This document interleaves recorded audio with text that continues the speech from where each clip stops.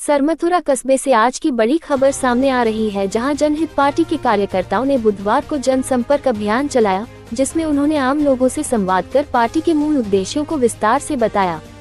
इस दौरान पार्टी के राष्ट्रीय अध्यक्ष अभय जैन ने कहा कि जनहित पार्टी का मुख्य उद्देश्य है भारत में अवैध रूप से रह रहे बांग्लादेशी घुसपैठियों को देश से बाहर निकालना। अभय जैन ने ये भी कहा कि पार्टी गरीब किसानों और मजदूरों के अधिकारों की लड़ाई पूरी मजबूती से लड़ रही है।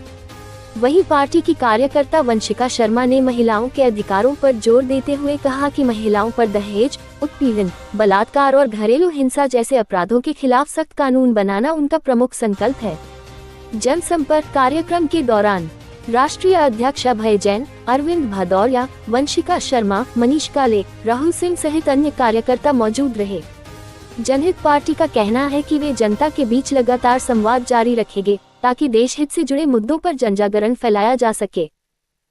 आपके द्वारा जो जनहित पार्टी का आज जो जनसंपर्क किया जा रहा है, इसको लेकर के आप क्या कहना चाहेंगे? साथ ही आपकी पार्टी के जो मूल उद्देश्य क्या हैं?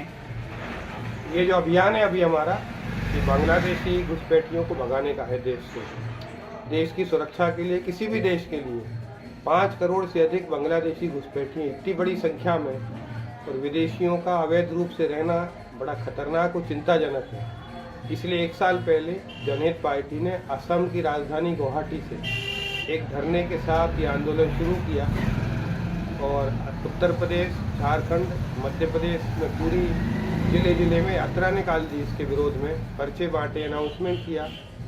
दिल्ली में जाके जंतर मंतर पे धरना भी दे दिया, प्रधानमंत्री को, राष्ट्रपति को ज्ञापन भी दे दिया। अब ये यात्रा हमारी आज राजस्थान में शुरू हो गई है, और हम तो चाहेंगे कि देश से 5 करोड़ घुसपैठी बाहर निकाले जाएं। और एक विशेष बात है इसमें कि असम एक ऐसा राज्य है जहां 40% आबादी बांग्लादेशी घुसपैठियों की हो गई है। मतलब 3.5 करोड़ जनसंख्या में 1.5 करोड़ बांग्लादेशी है। असम में भाजपा की सरकार है, केंद्र में भाजपा की सरकार है 11 साल से, और घुसपैठियों के खिलाफ भाषण दे के ये हर चुनाव में वोट भी मांगते हैं, अभी भी भाषण देते रहते हैं, पर जमीन पे तो कुछ काम नहीं हुआ।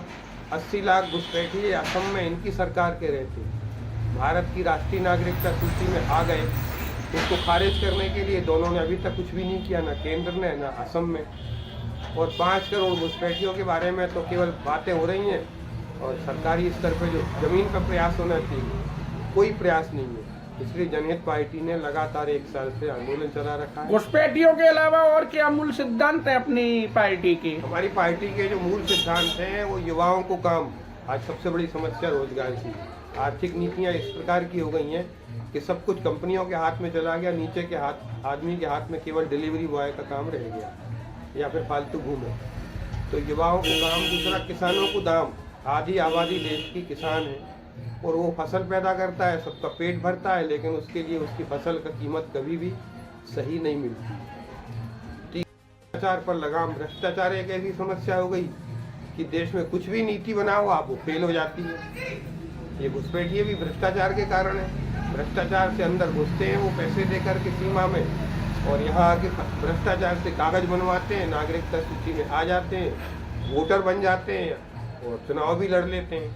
तो ये भ्रष्टाचार एक बड़ी समस्या है। और शिक्षा, स्वास्थ्य का व्यापार, जीवन की सबसे जरूरी चीज़ है पढ़ाई और इलाज, पर आज इतने महंगे हो गए हैं क्योंकि पूरा का पूरा इसका व्यापार हो गया है। सरकार ने इसको पूरा बढ़ावा दे दिया इसके व्यापार को, तो जनहित पार्टी इसके खिलाफ है।